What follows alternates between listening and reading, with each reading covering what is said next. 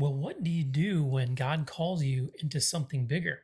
And you're not really ready for it. What happens when everybody around you thinks that you're strong, but internally you feel overwhelmed, you feel exhausted, you're uncertain about it, honestly afraid. You know, there are a lot of people that are standing at the edge of a brand new season right now. A new diagnosis, a new responsibility. Maybe it's a new ministry, a new relationship, or could be a new loss, a new chapter that you didn't ask for. And I think the hardest part about stepping into a new season isn't always the work, right? It's the fear that whispers, well, what if I'm not good enough for where God's taken me? So today, we're going to talk about courage, not a fake confidence or pretending that everything is okay, not motivational speaker kind of energy, right? Real biblical courage, the kind that shakes while walking forward, anyways. There are a lot of people right now praying for God to remove pressure, but what if God isn't trying to build the leader inside of you through it? Let's let that sit. Well, welcome everybody. I'm the host of the Intentional Grounding Godcast, Letters to Isaiah. I'm your faith strategist for today, Coach Dombrowski.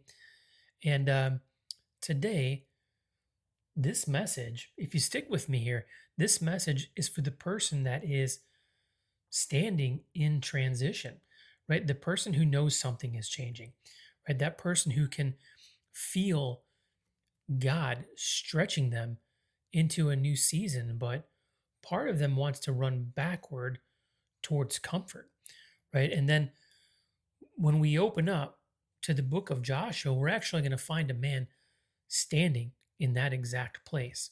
So picture this moment, if you will. Joshua just lost Moses. Okay.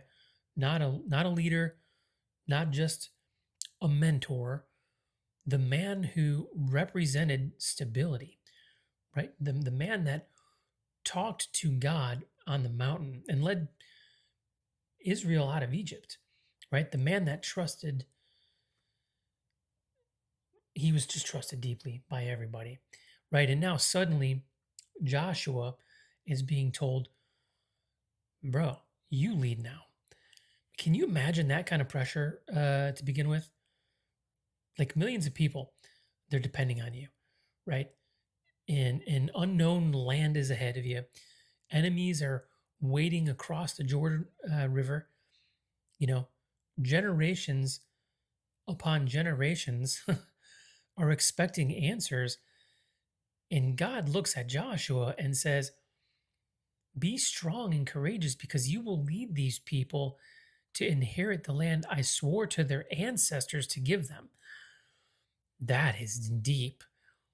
But here's what's powerful about it. God never tells Joshua to feel fearless. He tells him to be courageous. See, there's a difference, right? Courage is not the absence of fear. Courage is movement while fear is still present, right? That means you can still be anxious and still be obedient.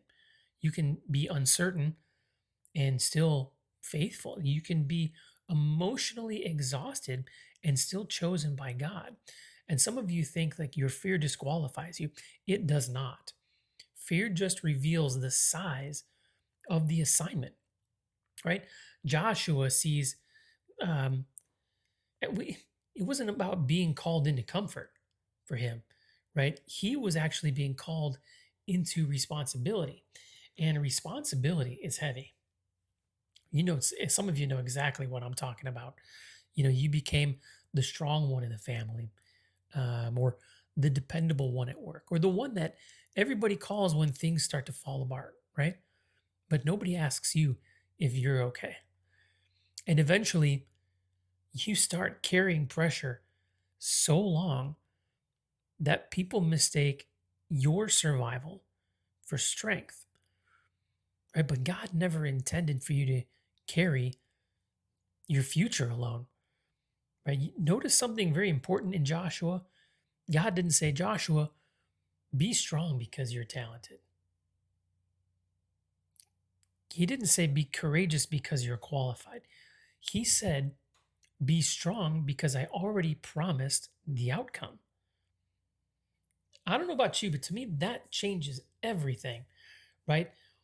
Biblical courage, it isn't built on self confidence, it's built on God confidence, right? And some of you have been waiting to feel ready before moving, but readiness, it doesn't always come first. Sometimes obedience comes first. In fact, a lot of times it does. Like you don't become courageous before the battle, right? You become courageous by walking through it with God. And I think that's where a lot of people are stuck right now, right? They want confirmation for every single step. Meanwhile, God is saying, yo, I already told you enough to take the next step, right? In Joshua 1 9, it says, have I not commanded you? Be strong and courageous. Do not be afraid. Do not be discouraged, for the Lord your God will be with you wherever you go. So notice here, God connects courage to presence, right? Not the outcomes or the guarantees, not even comfort, but presence. For the Lord your God will be with you. That means courage is not believing that nothing bad will happen, right? Courage is believing that God will still be there if it does. And I think that changes how you walk through loss, truthfully, like how you walk through sickness and heartbreak and uncertainty, right? Some people are waiting for fear to disappear before they move, right? But courage says, you know what, I'm scared, but you can bet I'm still going, right? So let's make it practical today. Some of you need courage to finally have that conversation, right? Some of you need courage to forgive. Some of you need courage to leave the toxic environment. And some of you need courage to stop living for everybody else's approval, right? You can hear my dog barking in the background. And some of you need courage just to admit that you're tired, right? Real courage isn't always loud. Sometimes courage looks like getting out of bed when depression says, you know what? Maybe you should lay back down. Or praying when your faith feels weak and showing up again after disappointment, right? Trying again after failure, trusting again after betrayal. And maybe today your Jordan River isn't physical, maybe it's emotional, right? Maybe God is asking you to cross out of survival mode, right? Somebody listening today has got to feel overwhelmed by responsibility, right? You feel pressure from every direction, right? A financial pressure, or maybe a family pressure, or a mental pressure, or even a spiritual pressure. And underneath all of it is one hidden fear. What if I fail, right? But listen here, Joshua probably felt that too. He was still close to God, like God still chose him. So, and maybe that's what you need to hear today. God doesn't just call fearless people, he calls willing people. Okay. So the mindset shift here is to stop viewing fear as proof that you can't do it, right? Start viewing fear as evidence that what you're walking into actually matters, right? Because the enemy rarely attacks people who aren't moving. Fear shows up the strongest when purpose gets close. So you say, like, Coach, well, how do you actually make that change? Well, for starters, stop rehearsing the worst case scenarios. Your mind is always going to try to predict the disaster before faith has a chance to speak, right? And take the next faithful step. Not 10 years from now, right? You don't need the whole map, just that next step. Remember what God's already brought you through. That's huge. Like you survived things that you once thought would probably destroy you, right? And then stay connected to God daily. Courage doesn't Well, let me put it this way: courage will leak when connection weakens. Okay. So prayer matters, scripture matters, your worship matters, right? Think about this. If Joshua would have frozen in fear, an entire generation would have stayed wandering. And you know what? Some of you don't even realize this yet, but your courage, it affects more people than you think, right? Your kids are watching, your friends are watching, your future, right, is watching, right? And I think one of the greatest lies that people believe is this: if I were stronger spiritually, I wouldn't struggle emotionally. But that's not biblical. Like, even great leaders battled fear. Fact. Elijah called down fire from heaven, then he ran exhausted into the wilderness. David, he defeated giants, right? Then wrote Psalms filled with anguish and tears. I mean, even the disciples panicked during storms while Jesus was in the boat, right? So stop condemning yourself for feeling overwhelmed and instead ask, will I trust God when I'm overwhelmed? Like, that's courage. That's not perfection, but it's truth, right? I mean, years later, think of it, think of the legacy of that moment. Years later, people would remember Joshua as a strong leader, right?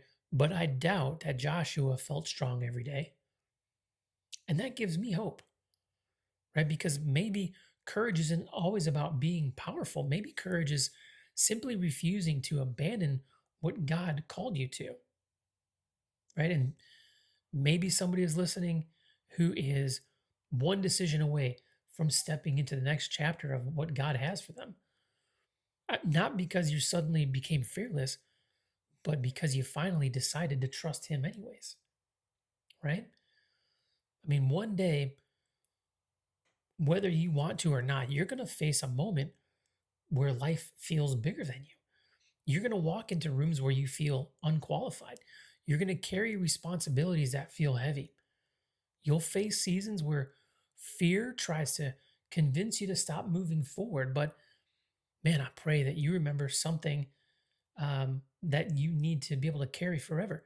Courage is not pretending that you're never afraid. Courage is trusting God enough to keep walking even when you are, right?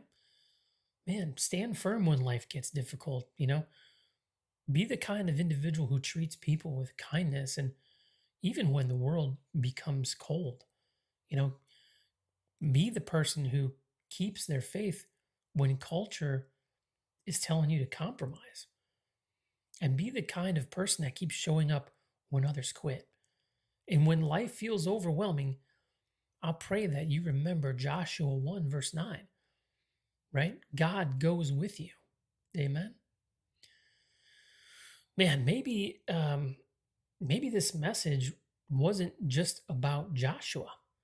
And maybe this was about you finally realizing that fear doesn't mean that God left you.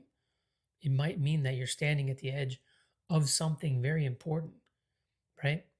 Today we learn that courage is not the absence of fear. We learn that God calls willing people, not just confident people. Fear, it does not disqualify you from purpose, right? And God's presence is greater than your uncertainty. So I tell you, if this message met you where you're at today, I challenge you.